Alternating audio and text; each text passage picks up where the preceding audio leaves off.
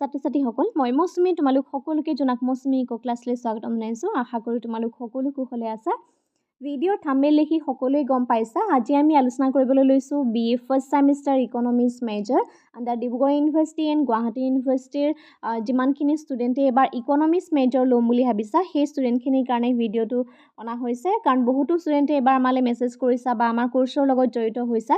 গতিকে সেই কোৰ্চৰ ভিতৰত তোমালোকে কি পাবা এই সম্পৰ্কে আমি আলোচনা কৰিম। লগতে এটা কথা ক'ব বিচাৰোঁ, তোমালোকে বৰ্তমানলৈকে যিহেতু মেট্ৰিক পৰীক্ষা দিলা, তাৰপিছত HSৰ এক্সাম দিছা, নাও তোমালোকে সেই যে BA পঢ়িম বুলি আহিছা, গতিকে ইয়াত তোমালোকৰ গোটেই প্ৰচিডিঅ'ৰটো বেলেগ হয়। আগতে তোমালোকে গোটেই বছৰটো পঢ়িছিলা, এটা ফাইনেল এক্সামিনেশ্যন দিব লগা হৈছিলে।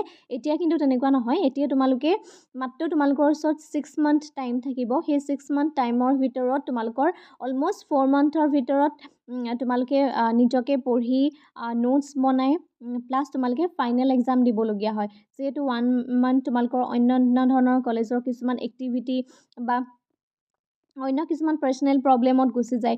আৰু লগতে যেতিয়া তোমালোকে এডমিশ্যন ল'বা, এডমিশ্যন লোৱাৰ পিছত ক্লাছ হ'ব, ক্লাছ হোৱাৰ পিছত এগেইন ফৰ্ম ফিল আপ হ'ব, আৰু ফৰ্ম ফিল আপত শেষলৈকে কলেজ যিহেতু নহয়, গতিকে তোমালোকে ভালদৰে ক্লাছ কিন্তু 4 মাহমানহে কৰিবলৈ সময় পাবা। গতিকে এই লিমিটেড সময়ৰ ভিতৰত তোমালোকৰ অন্যান্য ধৰণৰ পেপাৰখিনি থাকিবই, আৰু সেই পেপাৰখিনিৰ লগতে ইকনমিক্সত যিহেতু তোমালোকে মেজৰ হিচাপে লৈছা, গতিকে সেই মেজৰটো যদি তোমালোকে আগবঢ়াই নিবলগীয়া হয় তেতিয়াহ'লে প্ৰথম অৱস্থাৰ পৰাই তোমালোকে পঢ়িব লাগিব।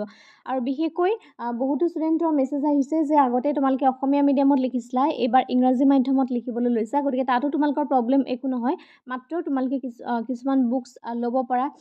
বহুত কিছুমান ভাল ভাল বুকছ আছে, কলেজৰ লাইব্ৰেৰীটো কিছুমান বুক এভেইলেবল থাকে, গতিকে সেই বুকছ কিছুমান চাবা তোমালোকে, যাতে তোমালোকে আৰু যদি প্ৰয়োজন হয় অসমীয়া মিডিয়ামৰ এখন বুকছ লৈ ল'বা প্ৰথম ছেমিষ্টাৰৰ কাৰণে। অসমীয়া আৰু ইংৰাজী এই দুয়োটা মাধ্যমৰ তোমালোকে চাবা, আৰু চেষ্টা কৰিবা প্ৰথমতে অসমীয়াখন নপঢ়াকৈ ইংৰাজীখন বুজিবলৈ, তেতিয়া কনচেপ্টটো বেছি সহজ হৈ যাব। আৰু যদি ভৱিষ্যতে তোমালোকে MA পঢ়িব মন আছে, তেতিয়াহ'লে এতিয়াৰ পৰাই যদি তোমালোকে অসমীয়া মাধ্যমৰ পৰিৱৰ্তে ইংৰাজী মাধ্যমত লোৱা বেছি এডভান্টেজ হ'ব। আৰু বাকী মিডিয়ামৰ ক্ষেত্ৰত মই এটাই কওঁ যে অসমীয়াতে লোৱা বা ইংৰাজীতে লোৱা, তোমালোকৰ যদি কনচেপ্ট ক্লিয়াৰ হয় বা পৰীক্ষাত তোমালোকে শুদ্ধ উত্তৰ লিখা, দুয়োটাতে কিন্তু সমান মাৰ্কছেই পাবা, গতিকে মাৰ্কছত কোনো ধৰণৰ প্ৰব্লেম নহয়। ঠিক আছে, এতিয়া আহিছোঁ আমাৰ এই কোৰ্চটোৰ ভিতৰত তোমালোকৰ যোনখন চিলেবাছ আছে সেই চিলেবাছ ৱাইজ প্ৰত্যেকটো ইউনিটৰ তোমালোকে অসমীয়া আৰু ইংৰাজী দুয়োটা মাধ্যমতে নোটছ এণ্ড ভিডিঅ'ছবিলাক লাভ কৰিবা। যদি তুমি অসমীয়া মিডিয়ামৰ ষ্টুডেণ্ট হয় অসমীয়াত লাভ কৰিবা, যদি ইংৰাজী মাধ্যমত বিচৰা ইংৰাজীত লাভ কৰিবা। আৰু যিখিনি ষ্টুডেণ্টে এইবাৰ ইংৰাজী মাধ্যমত দিব বিচাৰিছা কিন্তু তোমালোকক যদি অসমীয়া নোটছো লাগে, তেতিয়াহ'লে তেনেধৰণৰ ষ্টুডেণ্টক দুয়োটা মিডিয়ামতে নোটছ বিলাক আৰু ভিডিঅ'খিনি দিয়া হয়।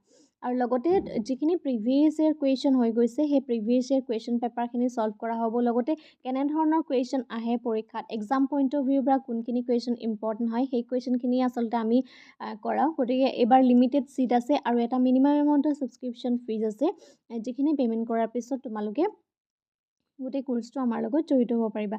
স্ক্ৰীনত যোনটো হোৱাটছআপ নাম্বাৰ দিয়া আছে তাত তোমালোকে মেছেজ কৰিব পাৰিবা তোমাৰ নাম, তোমাৰ কলেজৰ নাম, তুমি কোনখন ইউনিভাৰ্চিটিৰ আণ্ডাৰত এডমিশ্যন লৈছা, এই গোটেইখিনি ডিটেইলছ আমালৈ মেছেজ কৰি পঠাবা। বাট এই নাম্বাৰটোত তোমালোকে ফোন নকৰিবা, আৰু যদি অন্য কিবা জানিবলগীয়া কথা আছে তেতিয়াহ'লেও তোমালোকে মেছেজ কৰিব পাৰিবা। আজিলৈ ভিডিঅ'টো ইমানেই, ধন্যবাদ।